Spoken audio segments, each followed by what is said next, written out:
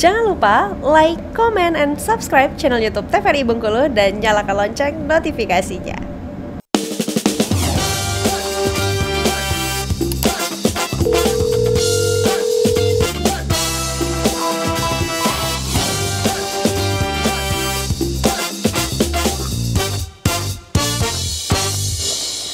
Terima kasih pemirsa, Anda masih setia bersama kami di Dokter Kito, bersama kita sehat.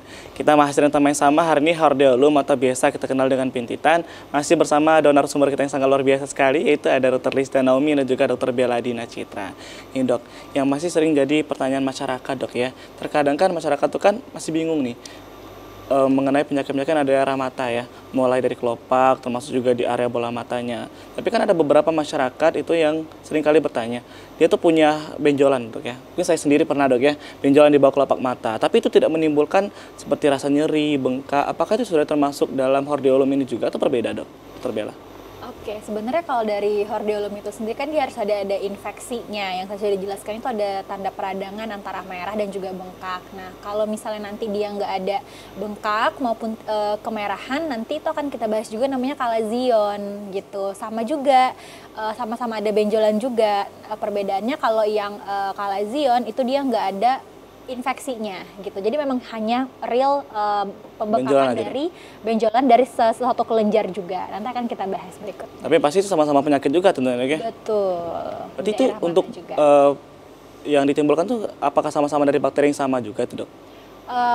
Kalau itu ada sumbatan pada kelenjarnya. Oh, berarti berbeda dok. Betul. Ya.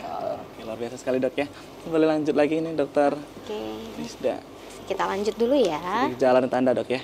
Oke, ini tadi sudah paham ya.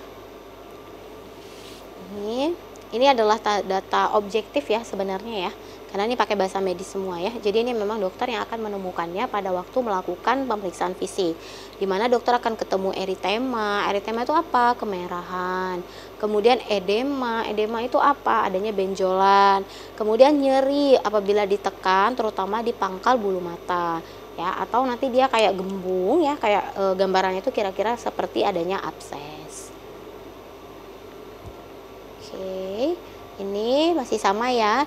Jadi kalau di palpebra itu jangan bingung ya. Itu palpebra itu artinya adalah kelopak mata. Jadi kelopak matanya tadi ya semuanya ya, ini udah paham ya pasti ya. Kemudian kalau di konjungtiva itu bagian yang putih-putih di mata kita, itu tadi kan kebanyakan nggak ada keluhan nih. Tapi pada beberapa pasien mungkin dia agak sedikit merah atau kayak pink-pink gitu deh ya. Tapi kalau ditanya bagaimana visusnya atau lapang pandangnya atau penglihatannya, dia aman. Artinya tidak ada penurunan visus atau tidak ada penurunan lapang pandang ya. Kemudian nah, sekarang kita masuk ke klasifikasinya. Tadi kan di awal ada 3 tempat yang akan dihuni oleh si Staphylococcus aureus. Dia terserah dia mau di mana waktu masuk. Dia mau di Zeiss, dia mau di mall, atau dia mau di meibum. Karena itu akan berkaitan dengan apa? Itu berkaitan dengan dia tipe apa hordeolumnya. Ada yang namanya hordeolum eksterna dan ada hordeolum interna, atau hordeolum externum dan hordeolum internum. Kalau yang eksternum, ini dia penyebabnya atau lokasi dari si Staphylococcus aureusnya itu dia maunya tinggalnya di Zeiss sama di mall.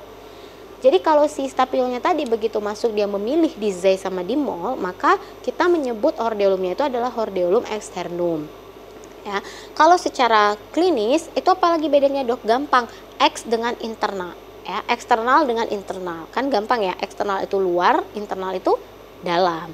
Jadi ini adalah bagian yang secara klinis atau manifestasi klinisnya dia akan tampaknya itu di luar. Memang dia akan tampak di luar gitu. Kalau secara teorinya kenapa bisa begitu ya, karena dia tinggalnya di Zeiss sama di mall tadi gitu ya. Dan ini bisa ditemukan hampir di semua usia. Jadi tidak menutup kemungkinan ya. Anak-anak nggak boleh kena ya dok? Boleh, malah banyak anak-anak. Terus dewasa gimana? Dewasa muda banyak juga. Orang tua pun bisa gitu ya, karena tadi ya sudah sangat jelas ya di proses patogenesis gimana sih bisa masuknya si bakteri yang familiar ini tadi gitu.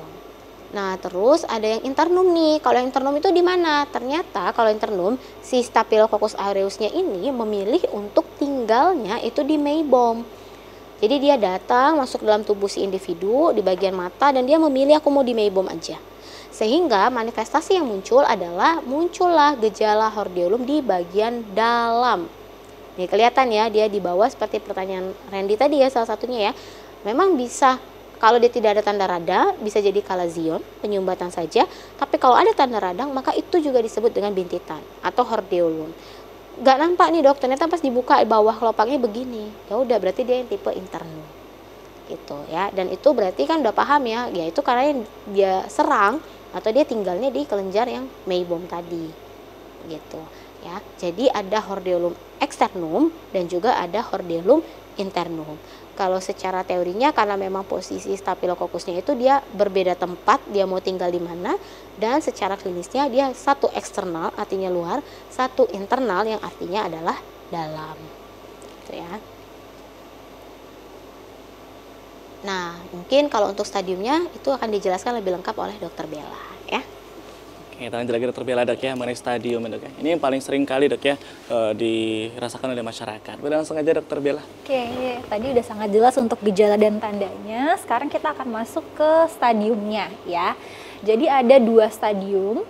Itu yang pertama adalah infiltratif ya. Kalau dia infiltrat itu dia sudah tanda-tandanya itu ada bengkak, ada nyeri dan juga kemerahan, hanya 3. Tapi kalau dia sudah masuk ke tahap yang namanya supuratif, berarti di sana sudah ada yang namanya pembendungan atau kumpulan dari nanah atau pus itu ya. Itu kan tulisannya pus, itu artinya adalah nanah.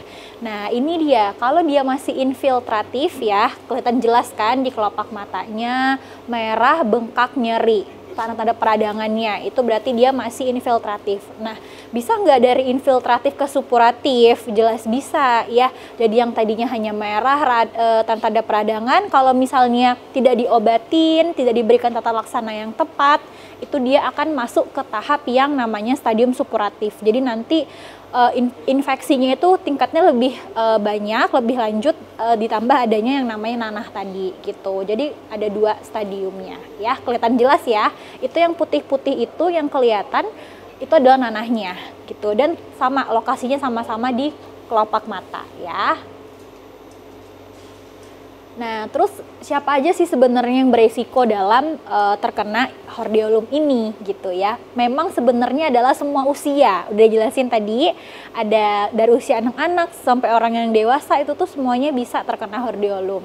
Nah, biasanya juga ada beberapa kondisi yang bisa meningkatkan seseorang ini akan lebih beresiko. Antara lain adalah kurang kebersihan kelopak mata. Biasanya itu pada pasien-pasien yang pakai eyelash extension gitu ya, itu paling sering sekali habis pakai eyelash extension dicopot nggak bersih, besoknya bintitan. Atau pakai maskara yang tidak bersih, pakai make up di sekitar mata juga yang pembersihannya nggak bersih, itu yang paling sering. Cewek ya. paling sering berarti dok ya, karena memang penggunaan make up yang area mata yang banyak juga dok ya. Atau juga misalnya suka terpapar oleh debu, oleh kotoran, misalnya tempat kerja nggak pakai kacamata pelindung, misal dari jalanan gitu ya, itu juga bisa gitu. Jadi memang pentingnya lah untuk menjaga kebersihan dari kelopak mata, bahkan mata kita sendiri. Berarti dengan begitu walaupun tidak disentuh tadi dok ya, misalnya kita lagi bawa motor gitu kan, itu ada debu-debu yang masuk, itu juga bisa menyebabkan penyakit ini dok ya? Iya, kalau misalnya memang ada plus bakterinya, terus juga udah ada akumulasi bakteri di sana ya bisa. Gitu ya. Terus juga sering mengusap atau mengucek mata, apalagi kalau nggak cuci tangan tadi ya. Terus juga sebelumnya pernah terkena hordeolum. Jadi sebenarnya hordeolum ini tuh juga suka berulang gitu. Udah pernah kena sekali, nggak langsung tuntas misalnya, terus nanti bisa lagi kena lagi, itu juga bisa gitu ya. Jadi memang sebenarnya si hordeolum itu bisa berulang-ulang atau kambuh. Nah, ini tadi ya yang kita jelasin. Jadi ada juga yang namanya kalazion. Kalau yang kita kenal hordeolum itu adalah bintitan, kalau kalazion sama kalazion juga, cuman nggak ada namanya bintitan. Tapi kita mungkin nggak tahu bedanya aja. Berarti ternyata ada banyak sekali perbedaan dok ya? Tuh, ada diagnosis bandingnya. Untuk penyakit ini terlihat seperti sama dok ya, sama-sama ada pembengkakan tadi. Oke, kita akan bahas lagi dok ya mengenai penyakit hordeolum ini. Untuk pemirsa di rumah, kita akan bahas lagi mengenai penyakit ini. Jangan kemana-mana, tetap bersama kami di Dokter Kito.